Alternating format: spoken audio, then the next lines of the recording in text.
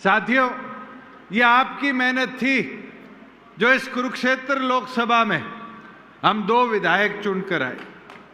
और मैं डॉक्टर अजय सिंह चौटाला जी का आभार प्रकट करूंगा उन 2 विधायकों के साथ साथ सरकार में आपकी ताकत बढ़ाई।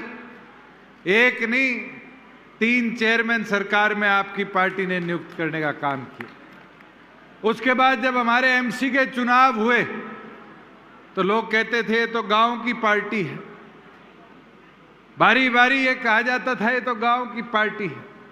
मगर एक बदलाव दिखा, आपके म्युनिसिपल कमेटी शाहबाद में आपका चेयरमैन बना, इस्माइलाबाद के अंदर दूसरे नंबर पर आए, आपके चीका के अंदर आपका चेयरमैन बना। यह बदलाव था और साथियों इस बदलाव को अब और आगे मजबूती के साथ हमें लेकर चलना है। और यह जब ही मुमकिन हो पाएगा जब संगठन की ताकत से हम पार्टी को और मजबूत कर कर आगे बढ़ाने का काम करेंगे। आपकी हिस्सेदारी सरकार में आई, उस हिस्सेदारी में कैसे कैसे बदलाव आप लोगों ने करवाए। कभी सोच सकते थे कि पंचायतों के अंदर पिछड़ी जातियों में हमारे बीसीए के साथियों को 8% रिजर्वेशन मिलेगी, मगर वो मुमकिन कर कर दिखाया। नैना चौटाला जी ने चुनरी चौपाल का आयोजन किया, ये मेरी माताएं बहनें बैठी, इनको वादा किया 50% हिस्सेदारी पंचायतों में होगी। आज जिला परिषद चेयरमैन, ब्लॉक समिति चेयरमैन, सरपंच, मेंबर, हर पद पे आज हमारी माताएं बहन आदि सीटों को सुशोभित करने का काम करती है। राशन डिपो में जहां हमने हरियाणा का डाटा निकाला 8% भी औरतें नहीं थी, आज 33% रिजर्वेशन लागू आपकी पार्टी ने करने का काम किया। साथियों छोटे छोटे बदलाव होते हैं मगर इसका नतीजा लंबे समय तक आता है। आज हम मंडी के शेड के नीचे बैठे हैं। कोई सोच सकता था कि नवंबर के पहले हफ्ते में मंडी का शेड जीरी की खरीद के बाद खाली होगा। आज जब मैं आपके बीच में बोल रहा हूं तो 53 लाख मैट्रिक टन सरकार ने जीरी खरीदी है। 53 लाख मैट्रिक टन जीरी में से आज एक दाना शाहबाद की मंडी में नहीं है। इतनी बेहतरीन लिफ्टिंग और तो छोड़ो 11,500 करोड़ रुपया हमारे किसानों के खाते में हमने भेजने का ऑलरेडी काम कर दिया। बाजरे की खरीद हुई, 750 करोड़ रुपया बाजरे का किसान को भेजा। यह मुमकिन कैसे हुआ? क्योंकि किसान की सोच को सरकार में हिस्सेदारी मिली। साथियों पीछे बाढ़ आई, मुझे शाहबाद आने का मौका मिला। शाहबाद में जब रामकरण और मैं ट्रैक्टर लेके निकले तो ऐसे हालात थे कि गांव के अंदर तो हम देख के आए अम्बाड़ा में लोगों के 2-2, 3-3 फुट, 4-4 फुट तक मकान डूबे थे। मगर यहाँ शहर में भी ये व्यवस्था थी, मगर हमने तुरंत, हमें चाहिए सड़कें काटनी पड़ी, पानी की निकासी कैसे व्यवस्था बनाए। जब हमारे लोग जैसे ये जल का पानी का टैंकर खड़ा है ऐसे पानी के टैंकर ले लेके घूम रहे थे।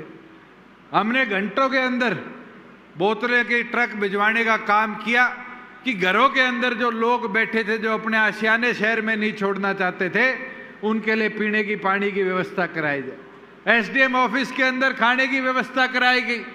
और मैं तो गुरु घरों का आभार प्रकट करूंगा जिनने लंगर की सुविधा देकर एक एक ऐसे आदमी को सेवा भाव के साथ भोजन पहुंचवाने का काम किया कि इस बाढ़ की पीड़ा के अंदर भी पूरा प्रदेश उनके साथ था। साथियों 12 जिले बाढ़ग्रस्त थे, मगर 12 जिलों के अंदर कहीं आपको ऐसा महसूस नहीं हुआ होगा उसके बाद कि व्यवस्था नहीं बन पाई। हमें जीरी की प्योत तैयार करा के देनी पड़ी पनीरी, तो वो भी साथ की साथ करा के दी। और आज उसका नतीजा है 12 जिले बाढ़ग्रस्त होने के बाद भी 53 लाख मैट्रिक टन जीरी की हमने खरीद करने का काम किया। हमारे कई इलाकों में रेता आ गया था, आज तक कभी पॉलिसी नहीं बनाई। किसी के रेता खेत में आ जाए तो माइनिंग विभाग आता था, ऑक्शन करता था। हमने ये व्यवस्था बना दी कि हरियाणा प्रदेश के अंदर अगर किसी के 3 इंच तक रेता है वो खुद बेच सकता है, 8 इंच तक है सरकार को बचा के बेच सकता है, और 3 फुट और उससे ज्यादा किसी के है तो उसके लिए भी पंचायत को, सरकार को और उस मालिक को तीनों को हिस्सेदार बनाकर तुरंत उस रेते का बिकाव हो किसान का खेत खेती लायक बने, ये व्यवस्था बनाने का काम किया। साथियों, मुमकिन इसलिए हो पाया क्योंकि राज्य में आपकी हिस्सेदारी थी। और अब जो नुकसान लोगों को हुआ था, अभी मैं पीछे चंडीगढ़ था, 280 करोड़ रुपए हमने मंजूर कर दिया, तुरंत वो आपके खातों के अंदर डीबीटी के माध्यम से प्रभावित किसानों के आने का काम करेगा। साथियों, मैं एक चीज जरूर कहना चाहूंगा, बदलाव छोटे छोटे हैं, हम प्रचार नहीं कर पाते। किसी को बैंक का लोन लेना होता था, रजिस्ट्री करानी होती थी, फर्द कहाँ मिलती थी? पटवारी जी के पास। पहले तो रजिस्टर ढूंढो, फिर उसकी नकल उतारो, फिर पटवारी जी को ढूंढो, साइन कराओ, आदमी के 4 से 5 दिन लगा करते थे। आज क्या व्यवस्था है? गांव में बैठे कंप्यूटर वाले से 20 रुपए जमा ऑनलाइन कराओ और साथ की साथ फर्द आ जाती है। और इससे बड़ी समस्या जो प्रदेश के अंदर किसी ने सोची नहीं, देखी नहीं, हमारे रेवेन्यू एक्ट के अंदर एक प्रावधान है 111A का। 111A है खेवट बंटवारे का। मेरे ख्याल से यहाँ ऐसा कोई परिवार नहीं होगा इस पंडाल में बैठा जिसके खेवट बंटवारे के अंदर दिक्कत नहीं आती है।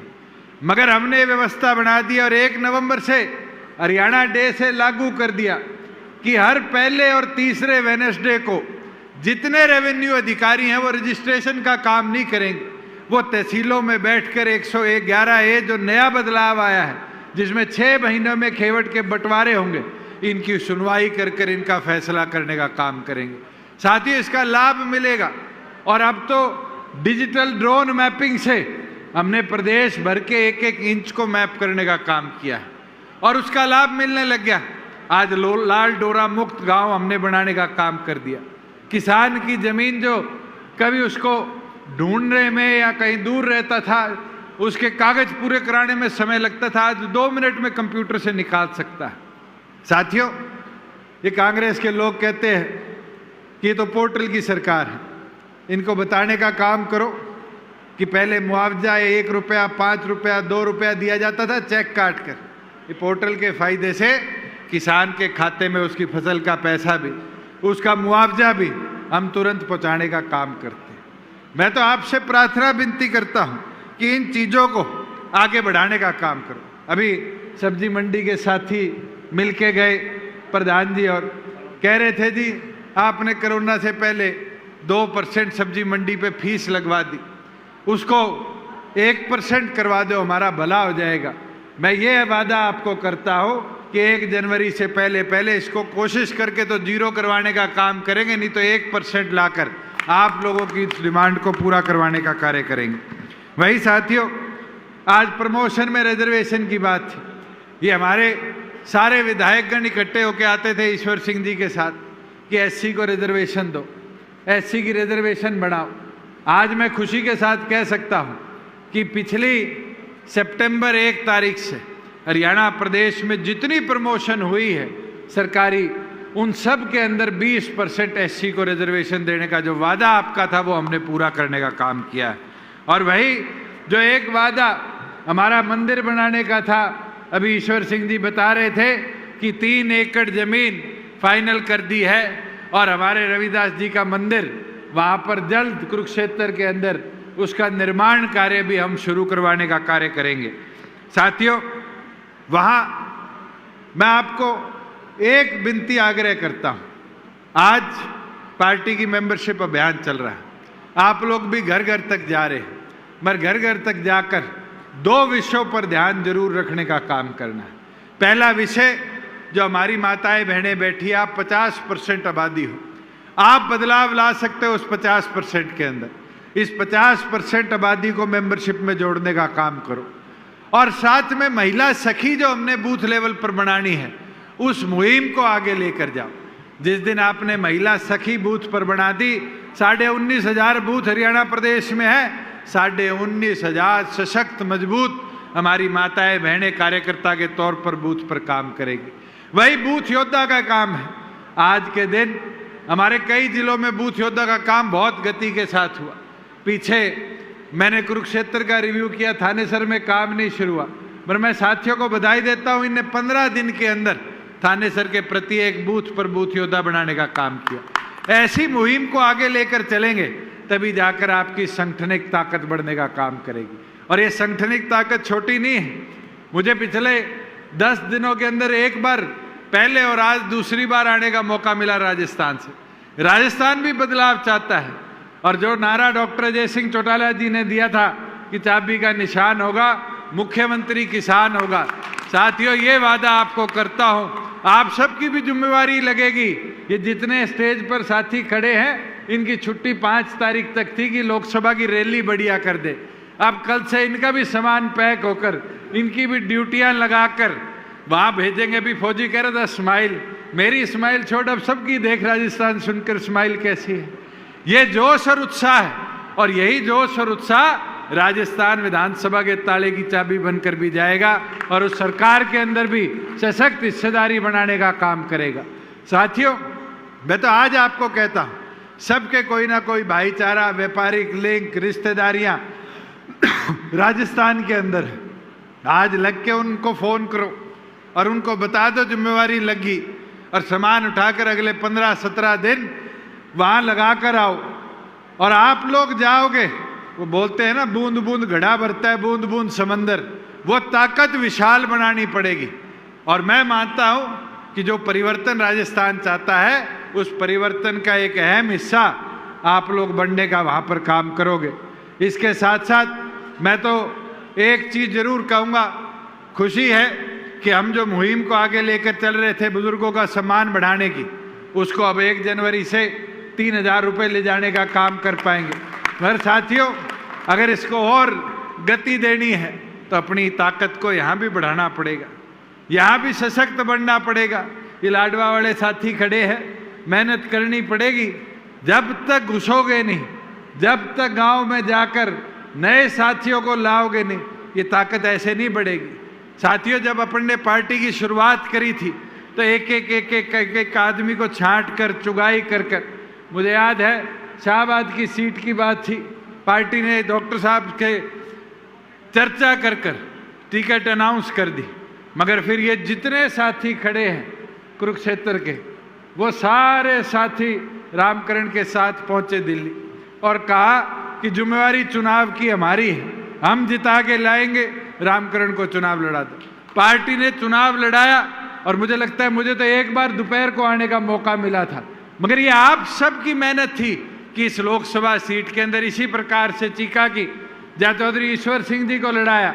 और मेरा तो सौभाग्य है कि चौधरी ईश्वर सिंह जी पहली बार विधानसभा के अंदर गए तो चौधरी देवीलाल की दी हुई टिकट से जीत कर गए, और दोबारा आए तो डॉक्टर अजय सिंह चौटाला जी की दी हुई टिकट के साथ आए। मैं मानता हूं कि ये जो मेहनत थी, ये कार्यकर्ताओं की थी। साथियों, चुनाव अकेले नहीं लड़ा जाता, इसलिए आज विनती प्रार्थना करता हूं कि अब बूथ पे उतरकर अगले 1 साल तक मेहनत करने का काम करो। 1 साल से कम समय रह गया, ये मान लो 300 दिन का समय हमारे बीच में रहा है, और इन 300 दिनों को जब तक संघर्ष के साथ हम और मजबूत नहीं करेंगे, हम जो लक्ष्य चाहते हैं वो लक्ष्य पूरा नहीं कर पाएंगे। मगर उस लक्ष्य को पूरा करने के लिए आप सबको अपनी ताकत को बढ़ाने का काम करना है। मैं तो यही विनती प्रार्थना करने आया था। मैं पूरी लोकसभा क्षेत्र के सभी साथियों का आभार प्रकट करता हूं, और यही उम्मीद करूंगा कि बूथ सखी पर और बूथ योद्धा पर आप सभी इसी निष्कर्ष मेहनत के साथ पार्टी की ताकत को बढ़ाने का काम करेंगे।